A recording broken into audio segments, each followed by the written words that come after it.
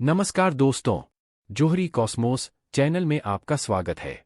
आज की खबर, सुप्रीम कोर्ट ने उत्तराखंड के पूर्व वन मंत्री और अधिकारी को जिम कॉर्बेट नेशनल पार्क में वन्यजन की अनैतिक कटाई और बिना अनुमति के इमारत बनाने के लिए आलोचना की है। इसके साथ ही टाइगर सफारी की अनुमति भी दी गई है। नवीनतम खबरों के लिए हमारे चैनल को सब्सक्राइब करें ताकि आप हमेशा अपडेट रहें। सुप्रीम कोर्ट ने पूर्व उत्तराखंड वन मंत्री हरक सिंह रावत को एक बड़ी चोट दी है। उन्हें पर्यटन की बढ़ावा देने के बहाने वृक्षों को विधिहीनता से कटने के लिए। यह खबर है कॉर्बेट टाइगर रिजर्व में पर्यटन की संवर्धन के नाम पर वृक्षों के कटने के मामले में। सुप्रीम कोर्ट ने इसे भी अनुमति दी कि कॉर्बेट नेशनल पार्क के परिधि और बफर क्षेत्रों में टाइगर सफारी की स्थापना की जाए, लेकिन कहा कि हम टाइगर सफारी की स्थापना की अनुमति दे रहे हैं, लेकिन हमारे निर्देशों के अनुसार। कोर्ट ने कहा कि इस मामले में स्पष्ट है कि तब के वन मंत्री ने खुद को कानून के परे माना था और यह दिखाता है कि किशन चंद ने जनता के विश्वास को कूड़े की तरह फेंक दिया था। बेंच ने कहा कि वृक्षों के विधिहीन कटाई और वन को क्या नुकसान होने का शुरूर है।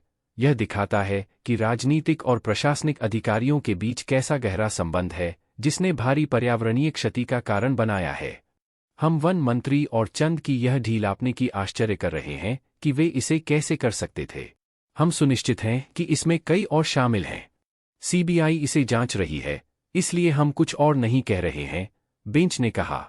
यह मामला उनके बीजेपी सरकार के मंत्री के रूप में रावत के कार्यकाल से संबंधित है। रावत को बीजेपी नेता और पार्टी के प्रमुख के द्वारा किए गए विरोधात्मक पार्टी गतिविधियों के आरोप में राज्य विधायिका चुनावों से पहले 2022 में बीजेपी रूपी सरकार के मंत्रिमंडल और पार्टी की प्राथमिक सदस्यता से बर्खास्त होने के बाद 2022 में कांग्रेस में लौटा। कोर्ट ने कहा है कि वह इस मामले की निगरानी जारी रखेगा और सीबीआई से अवैध अधिकारियों पर 6 महीने में एक रिपोर्ट प्रस्तुत करने के लिए कहा है। कोर्ट ने यह भी कहा है कि राज्य वन क्षति करने वालों से जिम्मेदारी भारी है और उन्हें जिम्मेदारी से वन की स्थिति को पुनर्स्थापित करने और जिन्होंने क्षति की है उनसे इसे पुनः प्राप्त करने के लिए दौड़ने का हक नहीं है। 2024 में मनी लॉन्ड्रिंग के मामले में इस वन्यजीव घोटाले के संबंध में रावत से जुड़े कई स्थानों पर जांच की गई। इस फैसले को प्रमुख करने वाले न्यायाधीश BR गवाई, न्यायाधीश संदीप मेहता और न्यायाधीश PK मिश्रा की एक बेंच ने आज फैसला दिया। पहले कोर्ट ने निर्धारित किया था कि जंगल से कोई भी जानवर उस जंगल में ले जाए जाने की अनुमति नहीं होनी चाहिए जब तक उन्हें चोरा गया या उन्हें चोट, बूढ़ापे या यदि वे अनाथ या आदमखोर बाघ हैं तो उन्हें बचाने या पुनर्वास के लिए। योजना के अनुसार सफारी में जंगल से आने वाले जानवरों को वन्य प्रदर्शन के उद्देश्य से कैजों में रखा जाएगा। 2023 में सुप्रीम कोर्ट द्वारा नियुक्त किए गए केंद्रीय सशक्तिकृत समिति CEC ने इस मामले से संबंधित हरक सिंह रावत के खिलाफ उपयुक्त कार्रवाई की सिफारिश की थी, जिसके बाद उसे इस मामले में नोटिस जारी किया गया था। CC रिपोर्ट में कहा गया था कि रावत ने कॉर्बेट टाइगर रिजर्व और लैंसडाउन डिवीजन में विधिहीन और अनधिकृत सड़कों और इमारतों की योजना और कार्यान्वयन में हस्तक्षेप में शामिल थे और किशन चंद द्वारा किए गए अवैध कामों का पर्यायी थे।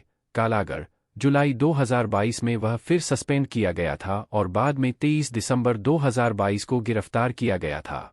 भारतीय वन सर्वेक्षण FSI की रिपोर्ट के अनुसार पाखरो टाइगर सफारी परियोजना के लिए कॉर्बेट टाइगर रिजर्व में 16.21 हेक्टेयर क्षेत्र पर प्रस्तुत किए गए इस प्रस्ताव के लिए 6000 से अधिक पेड़ काटे गए थे।